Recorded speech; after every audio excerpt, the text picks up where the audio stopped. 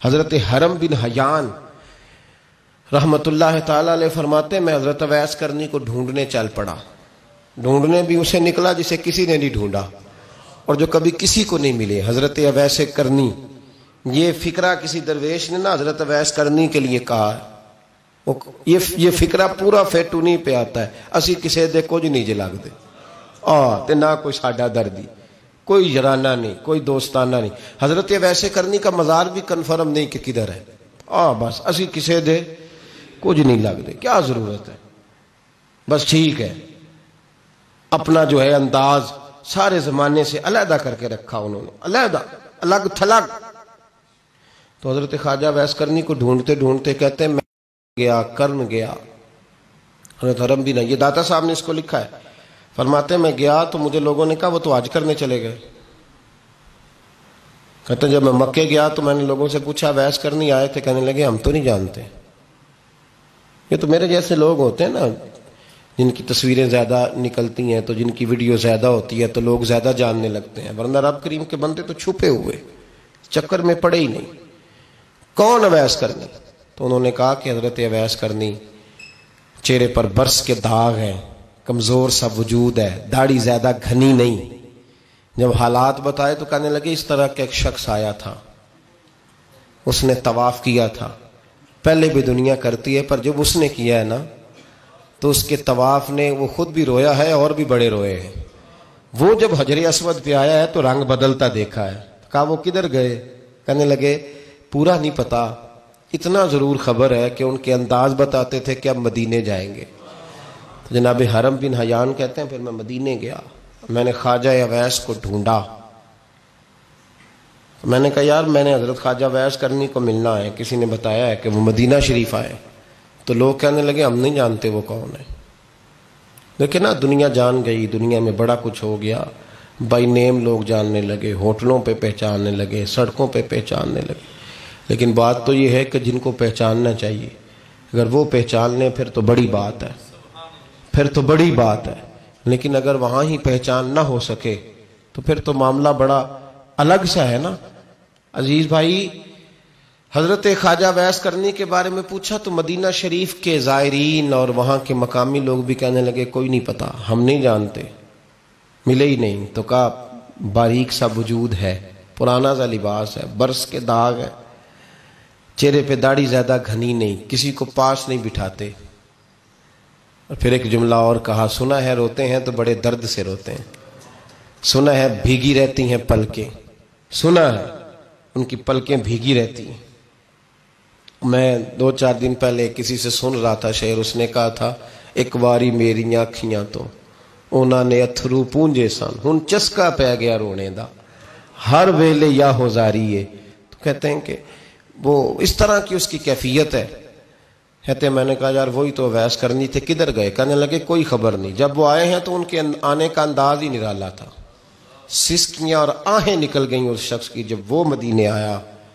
حضرت حرم بن حیان کہتے ہیں میں ڈھونڈتا رہا، تلاش کرتا رہا. پھر میں ان کو ڈھونڈتے ڈھونڈتے عراق میں آیا تو نہر فرات کے کنارے ایک کمزور سے آدمی کو ریت کے ٹیلے پر بیٹھ کے وضو کرتے دیکھا. کہتے ہیں جب ان کا وضو مکمل ہوا تو میں نے کہا السلام علیکم. تو کہتے ہیں انہوں نے چہرہ نہیں پھیرا، وہیں بیٹھے بیٹھے کہنے لگے وعلیکم السلام یا حرم بن حیان، یا حرم بن حیان وعلیکم السلام. تو کہتے ہیں میں نے کہا کہ من انت، آپ کون ہے؟ تو کہنے لگے وہی ہوں جسے تم مکے اور مدینے ڈھونڈتا رہا. تو کہتے ہیں میں نے کہا حضور آپ میرا نام کیسے جانتے ہیں؟ بڑا خوبصورت جملہ ہے، اللہ کرے آپ کو یہ یاد رہ جائے. سبق کبھی نہ بھولنا، یہ سبق کبھی نہ بھولنا. بابا صاحب کے مزار پہ گئے تو خالی آ گئے، داتا صاحب گئے تو خالی ایسے ہی چلے گئے. ہم فارغ لوگ تھے، کوئی کام نہیں تھا کہ بابا فرید کی گلیوں میں گھومتے رہے. ہم فارغ تھے کہ 2 بجے حضرت سلطان باہو رحمت اللہ علیہ کی جالیوں کے سامنے کھڑے رہے. ہم کو پتھر چاٹنے والے لوگ تھے کہ آدھی رات بیت گئی اور ہم بزرگان کرما والا شریف کھڑے رہے. یہ کیسے ہو گیا کہ محدث اعظم کے مزار پہ کھڑے رہے؟ ایسے ہی کوئی بات تھی؟ حضرت اویس کرنی بول کر فرمانے لگے، کہنے لگے کیا کہا تو نے کہ میں تجھے کیسے جانتا ہوں؟ فرمانے لگے تو مجھ سے پیار کرتا ہے، عارف تو روحی من روحی کا، میری روح تیری روح کی جاننے والی ہے. یہ روحوں کا رشتہ ہے، یہ خطا نہیں جایا کرتا. عرفت روحی من روحی کا، میری روح تیری روح کو جانتی ہے. یہ کیسے ہو گیا؟ کوئی ایسے لوگ تھے تو اتنی جگہ مجھے تلاش کر آیا اور میں تجھے جانوں نہ؟ یہ کیسے ہو سکتا ہے؟ یہ کیسے ممکن ہے؟ تو ڈھونڈتا رہا گلی گلی اور میں کہوں کہ میں تجھے جانتا نہیں. فرمایا حرم بھی نہ یار میں، ہاں میں دعا کرتا ہوں اللہ کی بارگاہ میں کہ رب کریم مجھے اور تجھے جنت میں اکٹھا کر دے. کہتے ہیں جب انہوں نے یہ دعا کی تو وہ چل پڑے. میں نے کہا حضور کہاں جا رہے ہو؟ فرمانے لگے میرا پیچھا نہ کرنا، میں کسی اور منزل کا مسافر ہوں، اور جس رستے میں چل رہا ہوں نا ان منزلوں پہ ساتھ نہیں کسی کو لیا جاتا. یہ میری اپنی ذاتی منزل ہے، اس میں پاؤں پہ چھالے ذرا سخت ہوتے ہیں. ہر آدمی کا کام نہیں یہاں چلنا، تو مجھے تنہا رہنے دے اور مجھے اپنی مرضی سے چلنے دے.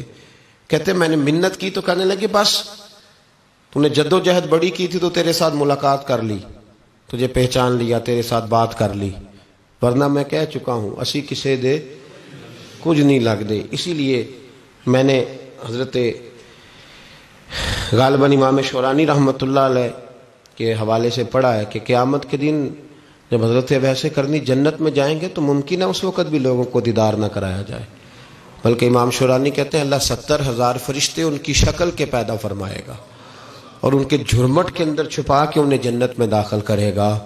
ملاقات کس سے ہوگی؟ صرف انہی سے ہوگی جن کے لیے انہوں نے زندگی گزار دی. یا خدا سے ملیں گے یا مصطفیٰ کریم سے ملیں گے. یہ بھی لوگ تو محبت کریں. صالحین کا پیار، نیک لوگوں کی محبت، صالحین کی محبت رستہ آسان کرتی. کوئی شک نہیں کہ زمانے میں سارے لوگ اچھے نہیں ہوتے، برے لوگ بھی آئے ہیں مارکیٹ میں، ہوتے ہیں، لیکن 2 4 5 10 بروں کو لے کر کے اچھوں کی محبت چھوڑ دیں گے، نیک لوگوں کا ذکر چھوڑ دیں گے، ان کا پیار چھوڑ دیں گے، ان کا تذکرہ پڑھنا چھوڑ دیں گے، ان کے پاس بیٹھنا چھوڑ دیں گے. گزشتہ دور میں جو بادشاہ بھی نیک ہوئے نا وہ بھی صالحین کی محبت کی وجہ سے نیک ہوئے. اورنگزیب عالمگیر اگر کچھ بہتر ہوئے تو اس لیے کہ ملا جیون نیک آدمی سے محبت کرتے تھے. محمود غزنوی کی بہتری کا سبب یہ تھا کہ حضرت سیدنا ابو الحسن خرقانی کے پاس جایا کرتے تھے. صالحین کی محبت نے بادشاہوں کے رخ بدلے، بادشاہوں کے. ان لوگوں کو پیار تھا تو حالات جہانگیر بادشاہ جایا کرتا تھا خواجہ اجمیر کے آستانے پر، تو لوگ کہتے ہیں کہ بڑے سخت دنوں میں بھی ہم اس کی آنکھوں میں آنسو دیکھا کرتے تھے. درد والی جگہ پہ جاتے تھے نا لوگ تو درد مند ہو جاتے. اس لیے صالحین کا پیار کبھی نہ چھوڑے، کبھی نہ چھوڑے. میرے بھائی کپڑوں پہ مٹی پڑ جائے نا تو کپڑے دھوئے جاتے ہیں، اتار کے پھینکے نہیں چاہتے. چیزیں غلط ہو جائیں تو گرد جھاڑی جاتی ہے. اس نظام کو چھوڑا. صالحین کا پیار کبھی نہ چھوڑنا، کبھی نہ چھوڑنا. رب کریم کے بندوں کی محبت اللہ تبارک و تعالیٰ کے قریب کرے گی آپ کو. اللہ کے بندوں کی محبت آپ کے اندر جلوے پیدا کرے. اور اگر آپ ان کو پڑھیں گے، میں جب پاک پتن شریف جاتا ہوں یا کسی مزار پر میں کھڑا ہوتا ہوں نا تو وہ جو حالات پڑے ہوتے ہیں نا ان بزرگوں کے وہ سامنے آتے ہیں کہ یہاں خواجہ نظام الدین محبوب الہی تشریف لائے. دیکھیں نا اگر کوئی بندہ سوچے تو ہو سکتا ہے کہ اس کا کلیجہ پھٹنے کو آئے. جب خواجہ نظام الدین صاحب کہتے ہیں کہ جو باب جنت ہے نا بابا فرید صاحب کا، کہتے ہیں ایسے ہی باب جنت نہیں. فرماتے ہیں جب بابا صاحب کا وصال ہوا تو بابا صاحب وہیں لیٹے ہوئے تھے جہاں آج ان کی مزار ہے، اور ان کے سرانے بالکل جس جگہ کو لوگ باب جنت کہتے ہیں وہاں میں نے رسول پاک کو کھڑے ہوئے دیکھا ہے. اب کوئی آدمی حضور کی خوشبو محسوس، اس کا ایک ارادہ بن گیا نا کہ یہاں حضور کھڑے تھے، اس پر کیفیت کیا طاری ہوگی، اس پر انداز کیا ہوگا، اس پر وارد کیا ہوگا، وہ کہاں پہنچ جائے گا 1-2 منٹ کے اندر. تو یہ تو اس وقت ہے جب اس کے محسوسات ہوں گے، جب وہ نظریاتی طور پر اس بات سے متفق ہوگا، جب وہ خوشبو محسوس کرنے کی صلاحیت رکھتا ہوگا. ایک بات عذرائے محبت ہے، کہہ دیتا ہوں کیونکہ سوالات ہوتے رہتے، کہہ دیتا ہوں. اعلیٰ حضرت کے ایک مرید تھے مولانا حشمت علی خان صاحب رحمۃ اللہ، بڑے تگڑے آدمی تھے.